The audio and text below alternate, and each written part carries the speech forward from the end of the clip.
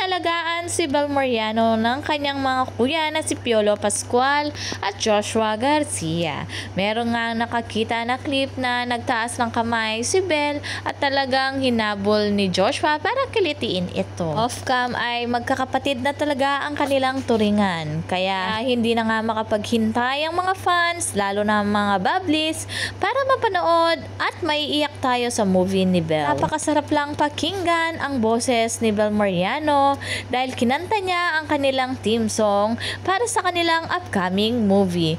Talagang damang-dama mo ang pagkanta niya. Sabi nga ng mga netizen, parang hinihele tayo tuwing kumakanta siya. Alam mo talaga ang comparison pag hindi si Donnie ang kasama ni Bel ay napakalungkot ng kanyang mata. Minsan ay nakatulala nga dahil sanay na sanay siya na nandyan siya si Donnie sa kanyang tabi at napaka-close nga ni Piolo Pascual at Bel. Inalalayan siya pababa at tignan nyo din si Eric Santos at Bel Mariano ay napaka-sweet na parang magkuya habang kumakanta.